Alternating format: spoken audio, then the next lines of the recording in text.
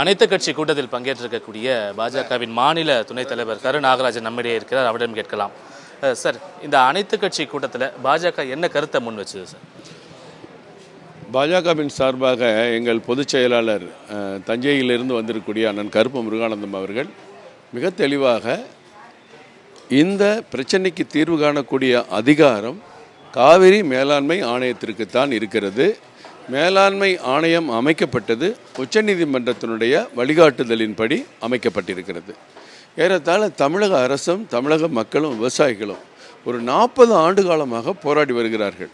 காவிரி மேலாண்மை வாரியம் வேண்டும் என்று சொல்லி எந்த அரசும் அமைக்க முடியாமல் விடுபட்ட அந்த குறையை பாரத பிரதமர் நரேந்திர மோடி அவர்கள் காவிரி மேலாண்மை ஆணையத்தை அமைத்து கொடுத்த காரணத்தினாலே தான் இன்றைக்கும் நாம் தமிழகத்திற்கு இத்தனை டிஎம்சி தண்ணீர் வேண்டும், ஏன் தரவில்லை என்று கேட்கிற உரிமை இன்றைக்கு நமக்கு கிடைத்திருக்கிறது. சொன்னால் அந்த மேலாண்மை ஆணையம் அமைக்கப்பட்ட காரணத்தினால்தான் இன்றைக்கு உச்சநீதிமன்றத்தின் வழிகாட்டுதல் தான் மேலாண்மை ஆணையம் அமைக்கப்பட்டிருக்கிறது. அதன் அடிப்படையில் தான் மாண்புமிகு தமிழக முதலமைச்சர் அவர்கள் இன்றைக்கு தீர்மானத்திலே உச்சநீதிமன்ற தீர்ப்பை காவிரி மேலாண்மை மீறி செயல்படுகிற கர்நாடக அரசை கண்டித்துள்ளார். கர்நாடக அரசை எதிர்த்து, அவருடைய முடிவை எதிர்த்து நாம் உச்சநீதிமன்றத்தில் தீர்மானம் நிறைவேற்றியிருக்கிறார். எங்கள் பக்கம் காவிரி மேலாண்மை ஆணையத்தின் முக்கியத்துவத்தை எங்கள் அண்ணன் கருப்பு முருகானந்தம் அங்கே எடுத்து வைத்தார்.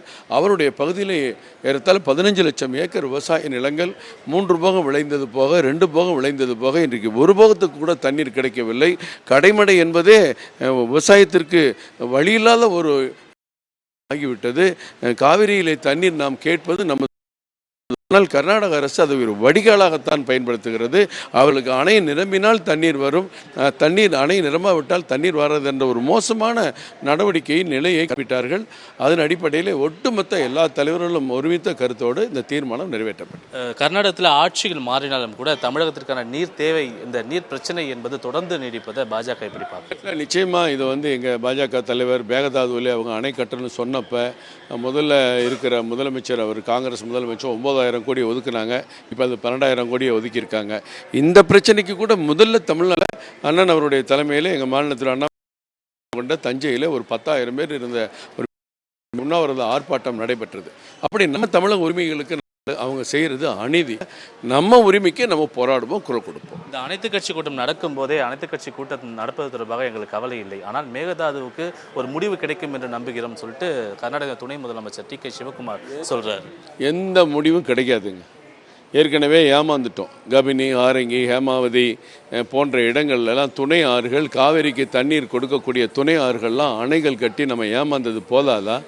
தமிழகம் வஞ்சிக்கப்பட்டது போதாதா? ஏற்கனவே 124 டிஎம்சி தண்ணீர் தேக்கி வைக்கக்கூடிய கொள்ளளவை பெற்ற கர்நாடகா இன்றைக்கு 70 டிஎம்சி தண்ணியை வச்சுட்டு ஒரு சொட்டு தண்ணீர் கொடுக்க மாட்டேன்னு இன்றைக்கி சொல்கிறாங்க. தண்ணீர் தேக்கி வச்சிருக்க நிலையில், அங்கே அணையெல்லாம் வறட்சியாக இருக்குன்னு சொன்னால் கூட பரவாயில்ல, தேக்கி வச்சிருக்க நிலையில் சொல்கிற இந்த கர்நாடக அரசு மறுபடியும் ஒரு 40 டிஎம்சி தண்ணீர் மேகதாதுவில் சேர்த்து வச்சா என்ன ஆகும்? தமிழ்நாடு பாலைவனமாகும். இந்த நேரத்தில் வேணுமா? மின்கட்டண உயர்வு கண்டிக்கத்தக்கது. ஏற்கனவே 2021 ஆட்சிக்கு மக்கள் வாக்களித்த போது 30% 35% உயர்த்தப்பட்டது. சில பிரிவினுடைய கட்டணங்கள் 70% உயர்த்தப்பட்டது. இன்றைக்கு மீண்டும் 10% 15% உயர்த்தி இருப்பது வேதனைக்குரியது, கண்டிக்கத்தக்கது.